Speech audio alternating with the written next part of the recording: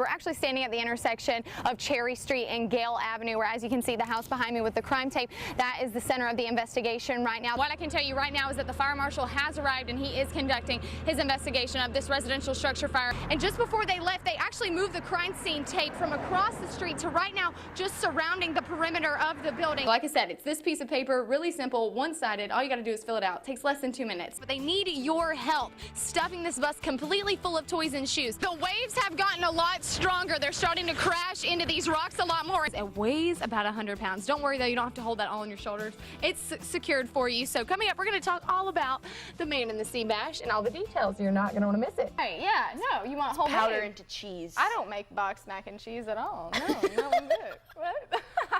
We're talking Pokemon Go, because in case you haven't heard of it, you may be living under a rock. This is not a Florida lobster, and you want to know the difference? This is a Maine lobster because they have claws. Okay, well, now to our top headlines this morning, and we begin in Bay County, where a 5th Mexico Beach employee filed a discrimination lawsuit against the city. And authorities say they are awaiting autopsy results to identify a man killed in a Panama City Beach house fire last week. News 13's Gannon has more tonight. Megan. Amy, the victim is making a full recovery and tells me that she is not going to live her life in fear, but rather continue to live life the best she can. I never at any point did I think that any bad was going to come like that, not at all. On November 27th, shortly before 4 in the morning, Bonifay Police and Holmes County EMS responded to a stabbing at Bonifay Villa's apartments. I was asleep and I woke up in my sleep and somebody was stabbing me in my sleep. 23-year-old Emily Carter says she tried to remain calm for her daughter. I didn't want my daughter to see me die. And so I kept telling her that I loved her. Carter suffered roughly around 40 wounds to the upper back and head. When the police got there, they was like shining their flashlights at me. And I said, you know, just the police tell the ambulance to hurry. I was really starting to hurt. She was transported to Doctors Memorial Hospital for treatment and is now making a full recovery. I'm doing well. I'm doing fine. You know, it's just scarring. That's about it. And, you know, the emotional part of it is kind of, you know, I'm really scared. Thankful to be alive and thankful to everyone who has sent their thoughts and prayers. I'm really appreciative of for everything that everyone has done, from, you know, my old classmates to people I haven't seen in years. They have really come together and they're really praying for me, and I'm just overwhelmed at it, and I'm very thankful for it.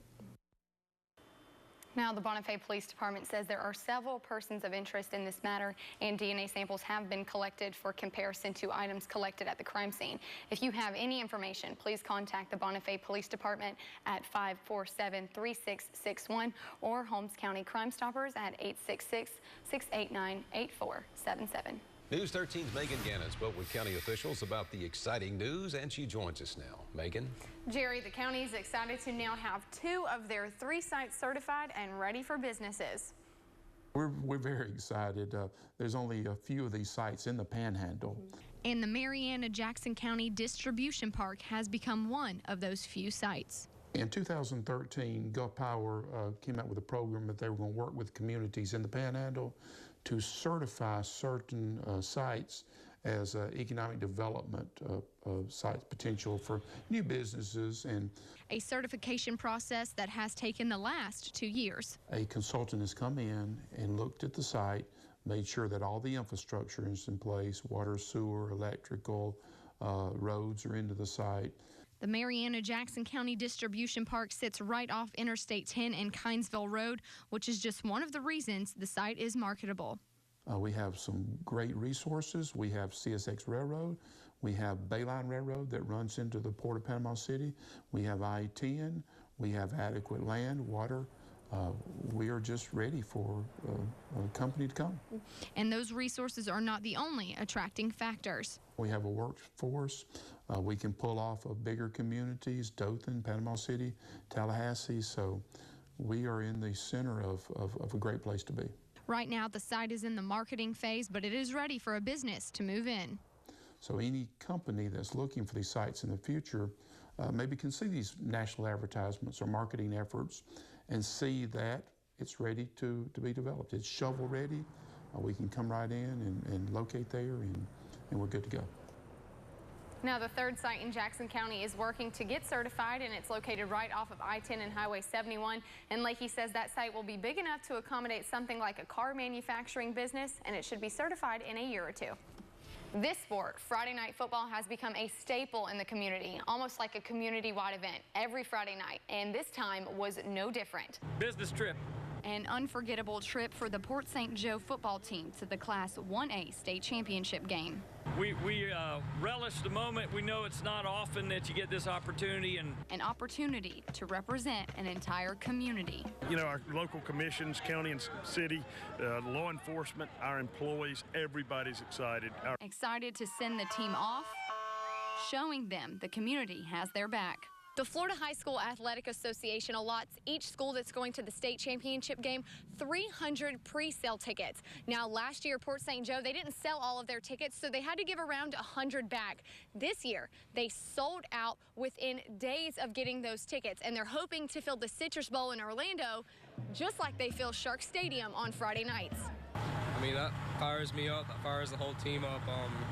I'm glad to see all of our friends and family come down to Orlando to support us. Supporting each other, something this community is known for. It's just a small thing that we can do to help them. We support our team. All our officers wear PSJ hats to football games and school events, and we even have some purple and gold on our patrol cars. Something this football team is thankful for. I think the momentum gained throughout the season will be a very big plus for us. And I think it'll add to the kids' spirits. You know, it's great to have our community behind us. You know, some towns doesn't have this, but you know, Port St. Joe's always going to come out and support us. Supporting them all the way. The Port St. Joe Tiger Sharks will play in the Class 1A state championship game tomorrow night in Orlando at 7:07 Eastern Time. So many people are going to the game. Superintendent of Gulf County Schools, Jim Norton, actually had to cancel school for the entire county because so many people would be absent supporting their Sharks.